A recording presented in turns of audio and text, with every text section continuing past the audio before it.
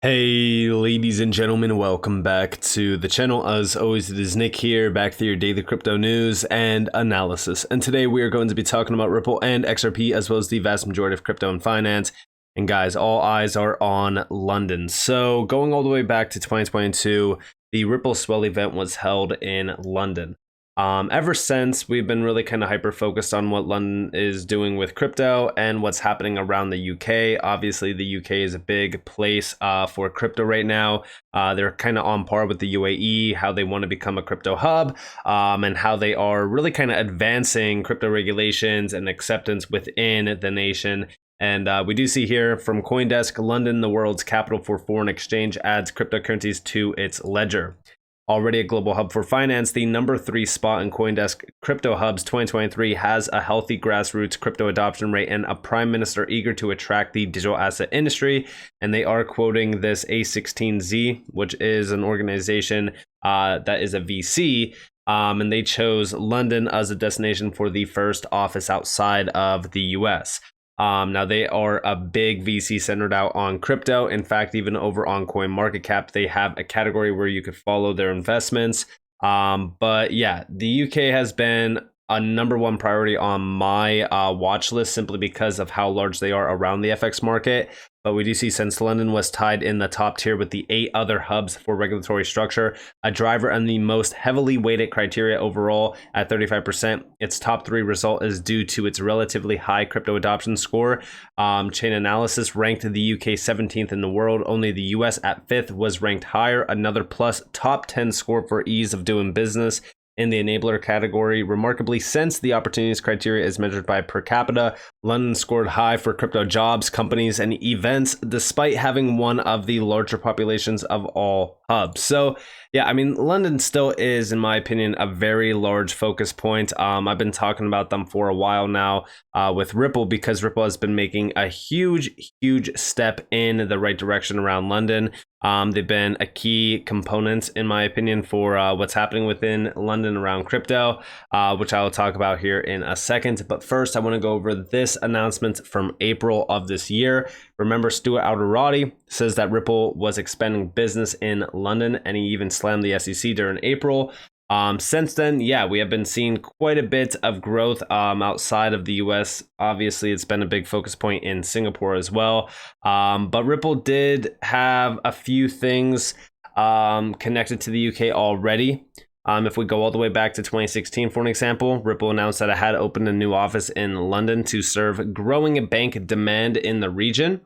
Also, unlike the US, the UK government is primarily clear on crypto regulations. The UK does not consider XRP a security. This makes Ripple continue expanding its business in London. And also, in an interview with CNBC in October of 2020, Ripple CEO Brad Garlinghouse disclosed that the company is considering moving its headquarters to London due to regulatory uncertainty in the US. While the US has been hostile to Ripple, other regions have been more friendly with the blockchain company. As reported in February, Ripple was mentioned in the Bank of England digital pound consultation paper as well. In addition, Ripple's director of CBDC product management, Anthony Ralphs, was listed as one of the top contributors to the Digital Euro Association white paper as well. Again, focus on what's happening outside of the US. And here you guys have Ripple Swell 2022. Some of the highlights that I mentioned on the channel. So I grabbed a few screenshots around that time. What do you see? Discover real value. November 16th through the 17th, London. This is a virtual one, but the overall goal here and what they were talking about was crypto, blockchain, payments, financial services, and even economic policy centered on CBDCs. What do you see down here? That join us November 16th through the 17th at Magazine London for unmatched networking opportunities and a variety of discussion topics ranging from integrating crypto to engaging new customers to understanding the impact of CBDCs on global financial inclusion. Yeah. They wanted to, even then, right? They wanted to integrate crypto within their financial system. And today, more than ever, we are starting to see that becoming a big deal. And what do you see on the agenda here? So global payments landscape, a cohesive strategy to central bank digital currency, CBDC Innovate, global hackathon, networking launch, leveraging crypto within business operations, crypto liquidity. And then also over here, payments use cases, crypto custody, cryptocurrency and financial compliance, and also the role of commercial banks in the development of, or the deployment, sorry, of CBDCs. So yeah, some pretty hefty topics there, especially around crypto. They listen, when we look at crypto right now, and as we look at some of these nations, it is I have zero doubt that crypto will be integrated within the financial system. I have zero doubt about that. And just recently, I actually talked about how large the UK is. So you guys probably remember this from the video from the other day that I was talking about the trillions of dollars behind FX markets. It's about roughly $2.3 quadrillion per year. Now I said what I find very interesting about this is the last bullet, because there was 5 jurisdictions that make up 78% of all FX trading. United States, United Kingdom, Hong Kong, Singapore, and Japan. Now I connected Ripple to 4 out of 5 of these major jurisdictions. As you guys do see here, I mentioned Singapore, I mentioned Hong Kong, I even mentioned Japan as well, and then of course the United Kingdom. The UK, Ripple has been a big name in, especially talking about, them working with the UK on revolutionizing their RTGS system. There's been a lot of documents around that. Also with the Bank of England. I mean, there's so much here, right? But also, I do want to say, Anderson did say that London makes up over 40% of global FX trading alone. I looked it up, and yes, they do. They are a very large name around FX trading. I do think that this is going to be very beneficial for Ripple to have these expansions and have these connections in these areas. And I even said, nonetheless, this is why I have been hyper focused on what is happening outside of the US, especially around Ripple. Connections are being made, and Ripple is making a big name for itself in these large jurisdictions. And, it is wild to think about this, but I really do think that the US, although the US is a very large market, we should be focused on these areas, because Ripple has been expanding very largely in these areas that are very pro-crypto. They obviously want to utilize crypto. They want to adopt crypto. They want to integrate crypto within their financial system. And it's because of the benefits tied to it. All eyes are on London. Very similar to why I said all eyes are on Singapore. These are huge areas, and they're massive for the FX markets. 4 out of the top 5 FX market participants, Ripple's already tied to. This is trillions of dollars per day. And again, I'm not saying that Ripple's going to acquire all of this money, but even a small percentage of that money will be greatly impactful for the XRP ledger and XRP. And when I say that, no, I don't think that the value of XRP will significantly go up. I do think that the price of XRP will stabilize, and the network effects from all corners will significantly raise the price of XRP, which I've talked about many times in the past. But also, Anderson did post this. Arthur Brito. You guys probably know Arthur Brito. He is essentially anonymous. This is, again, Polysign. Polysign is a big key player as well. I do think that Polysign is something to look into. We do see Arthur Brito down here. No image. Polysign is a big deal in my opinion, because this has been an obscure company that's been tied to Ripple for a while. A lot of people tie this back to Ripple because a lot of the players, like for an example, David Schwartz, Arthur Brito, even Antoinette O'Gorman, all of these players are almost tied right back to Ripple. And this is like crypto custody and digital asset custody for institutions. We kind of tie back to this one quite a bit. But we do see from Anderson, the XRP ledger needs to be able to scale to serve 7.5 plus billion people and even more devices. Arthur Brito, June 2017. And here you guys have that quote. And we do see down here. So this is from Ripple's website. With 2017 now well underway, we remain hard at work, focused on adding exciting new features to the RCL and further improving the performance, stability, and quality of the Rippled open source codebase. Most importantly, we remain more committed than ever to the simple goal of making XRP the world's reserve digital currency, which this is the first time that I'm really kind of reading this quote. I don't remember this being on their website, but I do think that this is something pretty significant. Could XRP be the world's reserve digital currency? I've always called it, the world's reserve bridge currency, but this is technically right on par with that. I don't necessarily know if XRP will be the world's reserve digital currency. It kind of goes beyond the spectrum of, hey, it 100% is, or hey, it's just speculation. To me, yeah, they can try to work that into a possibility, but I don't know if that's going to ever come to reality. But this is definitely something to note. But let me know what you guys think down in the comments below. And we do see, but I believe it's actually possible to force XRP into the position of de facto bridge currency, which is exactly what I've talked about. Like, I do think that XRP is perfectly fit for that global bridge currency standard, and that is what the patent is about. So in summary, is it fair to conclude that Ripple or another designated entity sitting on a massive pile of XRP is in fact a preferable strategy to distribute it, minting, mining, and other token distribution methods? This is what I always thought was Ripple's secret sauce, not because of how much they own in and of itself, but because they can use the stash to bootstrap and fund liquidity over and over again until XRP is a de facto bridging asset. And in fact, even if we assume a better, faster, cheaper, more secure network token comes along, it can compete without using the same strategy of holding back massive amounts of the token to fund the network rollout and liquidity incentives. What do you see from Bob Way?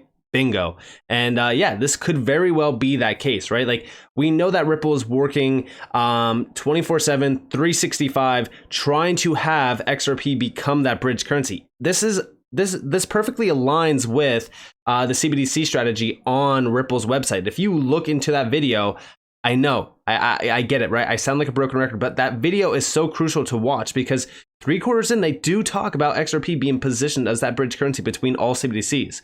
If we are really kind of getting to that point in time where we have CBDCs, and although, yes, this will take time, XRP could very well become that bridge currency, that global bridge currency. And what do you see down here? Also, but I proved to myself that you can't actually get Bitcoin there from here. It just mathematically can't happen. Bitcoin as a bridge currency will always initially be a more expensive transaction path than the alternative path without Bitcoin. And nobody has enough Bitcoin to force, subsidize, or incentivize Bitcoin into that position. My same logic holds for all the currently popular cryptocurrencies. But I believe it is actually possible to force XRP into the position of de facto bridge currency. And that is what the patent is about. And yeah. And we do see it automatically chooses the cheapest path, Project Icebreaker. This is with the BIS. And we do see, of course, David Schwartz's speech mentioning domestic payment systems, including FedNow. Modernizing domestic payment systems is a must to gain the benefits of the revolution. And we do see countries that don't modernize their domestic systems will not see the benefits of the revolution and payments taking place today pushed to endpoints in that country. And yeah, I do think that, like, listen, we could speculate all day long, right? But we already know that for the last decade, for 10 plus years now, Ripple has been creating connections. Ripple has been out there networking and basically, I don't want to say selling XRP, but they've been creating this solution centered around XRP and perfecting it for banks and institutions to utilize this as a bridge currency. What other currency has been around for well over a decade and being essentially perfected like that? No other currency. I've seen a lot of people comparing XLM to XRP.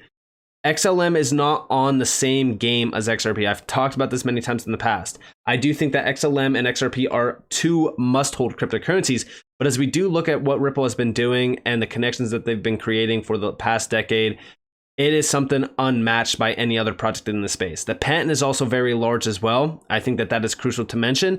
In my opinion, yes, XRP could very well be the global bridge currency. Will it be though? That's the big question, right? We don't know. We don't know. What do you guys think? Down in the comments below. But as we do look at what's happening, I think that a lot of the recent announcements around Ripple with Singapore and a lot of these nations is crucial to mention. Also remember, right? Recently, Tranglo just posted this. So Ripple gets in principle payment license from Singapore. It said the license will allow it to offer regulated digital payment token products and services in Singapore and scale customer use of crypto-enabled payments across APAC. At the same time, they also did mention IMF working on global payment infrastructure for CBDCs. The International Monetary Fund said the global infrastructure will guarantee the interoperability of settlements between national and digital currencies to avoid economic fragmentation. Hit that follow button. It's kind of weird though, right, that they would include these two, and I get it, right? Like, these are the big news this week, but it's kind of weird that they would mention both of these in the same exact tweet. Remember, Tranglo is owned by Ripple, 40% stake. Which is very large. But as we do look at this, like, it's very coincidental that they do include both of these. And we already know that in the past, the IMF has a lot of documentation on Ripple and XRP, and even utilizing it as a bridge settlement asset. In my opinion, right, as we do look at what's happening around the global financial system, things are moving extremely fast every single day. Whether or not you see it, that's totally fine. If you're just focused on price action, yeah, things aren't moving fast. But if you focus on the fundamentals, yeah, things are being constructed every single day. And I get it, right? We have to wait. We have to wait. Things are like, this doesn't happen overnight. But what is happening is very exciting to see because it's right on par with everything that we've been talking about for the last, couple years. And now we're finally starting to see things becoming a reality. In my opinion, a lot of these nations like London are ready. London has been ready for a while. In fact, I talked about it back in 2022. I said London is officially ready. London was officially ready back in 2021 when we started to see them really kind of pushing forward on a CBDC. Although, yes, everyone has their own thought process around CBDCs, they are coming, they are inevitable. I've said it many times. We're not going to stop them. So the best way to do, or go about your business is invest in the pieces of the puzzle that are creating this image, get extremely wealthy off of it, and ultimately change the world for the better. Because the central bankers are not going to stop. They're going to be relentless on this. They want to retain control of the system. They want to retain anchor, if you will, in quotation marks from Christine Lagarde. And I do think that they will achieve that. So whether or not you want to believe it or not, that's totally fine. But in my opinion, things are happening. And it's going to be centered out on digital assets. We know digital assets are going to be crucial for this entire evolution. And I do think that Ripple with XRP is a crucial player. And I think that these quotes here, although they're from 2017, they are still very important today, because just like everyone else wants to center out on time frames, go back to ISO 20022. It came out in 2004. It didn't get adopted until now around some major payment systems, and it's going to be adopted all the way up until 2025. So think about that. That's 21 years later. That's how long it takes for things like this to move. And although, yes, do I think that we have to wait 20 years? Not exactly. But I do think that we're going to have to wait a little bit longer, and I'm totally fine with that. I think everyone else out there should be totally fine with that as well, because it means that you could accumulate a lot more XRP before the big bang. So with that being said, I hope that you guys enjoyed this video. If you guys did, definitely leave a like, subscribe, turn notifications on because more free content. You guys are more than welcome to follow me on Twitter and the free Discord down in the description below. As always, up that you all have a beautiful day or a beautiful night. Wherever you guys are on this beautiful world, it's been Nick. Peace out, guys.